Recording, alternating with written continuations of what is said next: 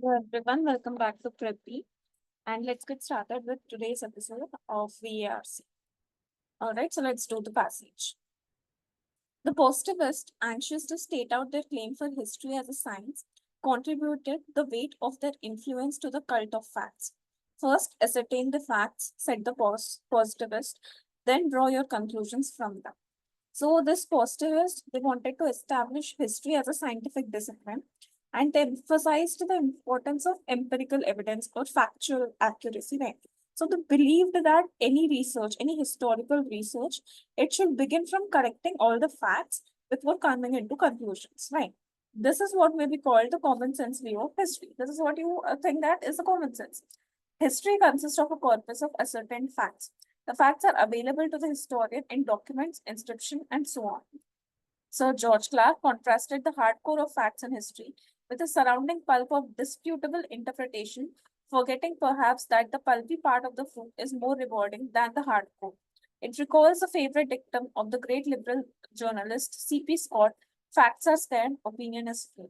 So, what is the author trying to say is that with this approach that you collect facts before getting into any conclusion, it is very traditional view of how history should actually be studied. So according to this view, history is made up of verified and established facts. And now historical facts are found in various sources like documents, inscriptions, and all of that, right? Now, Sir George Clark, he distinguished between undeniable facts and the interpretations surrounding them, suggesting that interpretations might be more valuable and interesting than just the bare facts. So he's just trying to say that again, the pulpy part is more rewarding than the hardcore. The interpretations can be more interesting, more valuable than the bare facts themselves. This echoes the C.P. Scott's famous saying that facts are sacred, opinion is free. That means facts are inviolable, but opinions are, open to free expression. All right. What is a historical fact? According to the common sense view, there are certain basic facts which are same for all historians and which form, so to speak, the backbone of history. The fact, for example, the Battle of Hastings was fought in 1066. But this view calls for two observations. In the first place, it is not with facts like these that the historians is primarily concerned. With such historical facts like when was the battle fought, the historians are not really concerned. It is no doubt important. It is no doubt important to know that the great battle was fought in 1066 and not 1065 or 67, and that it was fought at Hastings and not at Eastbourne or Brighton. The historian must not get these things wrong. But to praise a historian for his accuracy is like praising an architect for using well seasoned timber or properly mixed concrete in his building. See, it is important to know when the battle was fought or where it was fought. All of those things are important. But you're not going to praise a historian for these kind of accuracy, right? It is not really something that you would appreciate. It is a necessary condition of his work and not his essential function. It is necessity, not an essential function. It is precisely for matters of this kind that the historian is entitled to rely on what have been called the auxiliary sciences of history: archaeology, epigraphy, numismatics, chronology, and so forth. All right. So the author is just trying to say that facts are such facts are important, but they do not form the basis for how well the historian is. They can, for establishing such basic facts, historians can depend on various disciplines like archaeology, epigraphy, etc.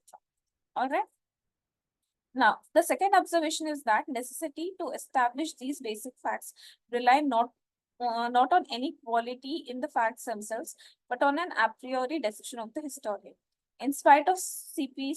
Scott's motto, every journalist knows today that the most effective way to influence people is by the selection and arrangement of the appropriate facts.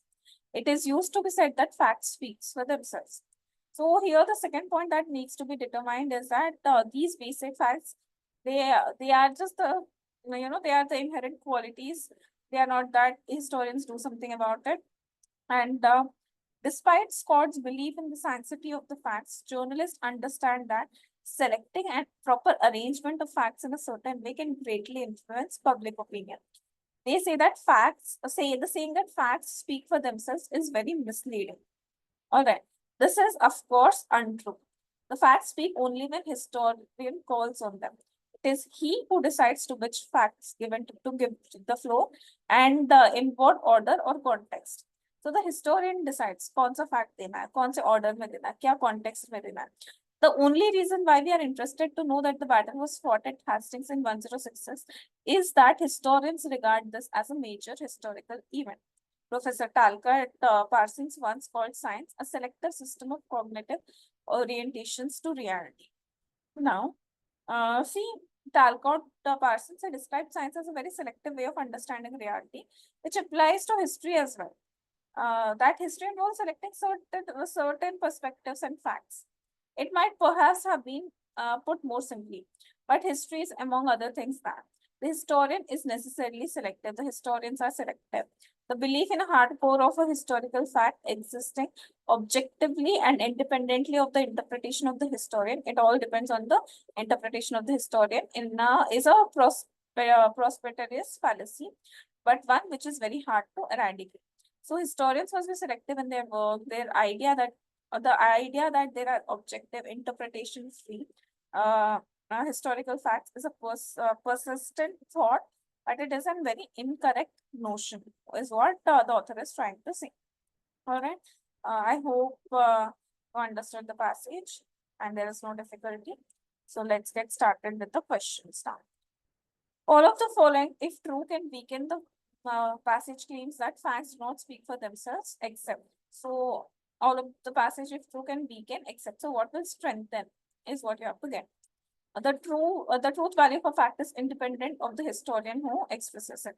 It is dependent because historians are subjective, right? So it will weaken. Facts like truths can be relative. That what is fact for person X may not be so for person Y. It is subjective, okay. Selective, yes. This is what the author is trying to say. It is strengthening, so we'll hold on to this. A fact by its very nature is objective and universal. Objective and universal पे ही खत्म. Don't read what is next. The order in which a series of facts is presented does not have any bearing. It does have a bearing. So option 2 is your answer. If the author of the passage were to write a book on the Battle of Hastings along the lines of his or her own reasoning, the focus of the historical account would be on. So if the author had to write a book on Battle of Hastings along the lines of his own reasoning, then what would be on? Deriving historical facts from the relevant documents and inscriptions. Not really, he's not interested to know the basic facts. Providing a nuanced interpretation by relying on the auxiliary sciences. Again, very subjective thing which the author would not want to have. Exploring the socio-political and economic factors that led to the battle. This the author might have done. Producing a detailed timeline, very subjective, very basic. All of this is very basic facts that the author would not be interested, but he would really tend to know what were the reasons for that battle. If the author of the passage were to write a book on the Battle of Hastings along his or her okay, this is the same question that got repeated. We are sorry for this mistake. Let's go ahead. All of the following describe the common sense view of history, except history is like science, a selective system of cognitive orientations to reality. Right, it is mentioned in the passage. Only the positivist method can lead to credible historical knowledge. All of the following describe the common sense view of history, except history is like a science, a selective system of cognitive orientations to reality. Well, hold on to this because here it's not the common sense view, right? We'll hold on for now. Only the positivist method can lead to credible historical knowledge. This is not given. History can be objective like the sciences. It is derived from historical facts. It is objective that is given. Real history can be found in ancient engravings and archival documents. This is given in the passage. This is given in the passage. They can lead to credible distortion of facts. One is your answer. History is like science till then, that is correct. A selective system of cognitive orientations to reality is not. Here, the passage talks about how it is very objective in nature. All right. Now the 4 sentences are given. You need to do this para chapter. Contemporary African writing like the bottled leopard voices this theme using two children and two backgrounds to juxtapose two varying cultures. This theme, which theme are we talking about? Chukwuemeka Aiki explores the conflict and casts the Western tradition as condescending, enveloping, and unaccommodating towards the local African practice. However, their views, however, their views, some views will come. So we'll see. Western Christian concepts tend to deny, this is a view, tend to deny or feign ignorance about the existence of a genuine and enduring indigenous African tradition. So 4 is your starting of the statement, introduces the topic that Western Christian, they deny the ignorance about the existence of African tradition. However, their views contradict the reality for a rich, sustaining local African cultural ethos exists for all those who care, see, and experience. All right. And now it is giving you an example, contemporary African writing like this one. The voice to the theme using two children, two backgrounds, two cultures, all of that. And it is giving you second, uh, and it is giving you another example. And saying that they are treating Western tradition as condescending towards the this one, African practice. Now, like the ants that make up a colony, no single neuron holds complex information like self-awareness, hope, or pride. Although the human brain is not yet understood enough to identify the mechanism by which emergence functions, most neurobiologists agree that complex interconnections among the parts give rise to qualities that belong only to the whole. Nonetheless, the sum of all neurons in the nervous system generate complex human emotions like fear and joy, none of which can be attributed to a single neuron. Human consciousness is often called an emergent property of the human brain. 4 is introducing the topic human consciousness is often called as an emergent property of the human brain. Now, after that, they are talking something about no single neuron. This is human consciousness is often called as an emergent property. But about that, like the ants that make up the colony, no single neuron can hold complex information such as self-awareness, hope, or pride. All right. Then, nonetheless, the sum of all neurons. First, no single neuron, but sum of all of them can do something. And then 2. 4, 1, 3, 2. I hope this is clear and do comment if you have any difficulty in understanding. We'll help you. Thank you so much.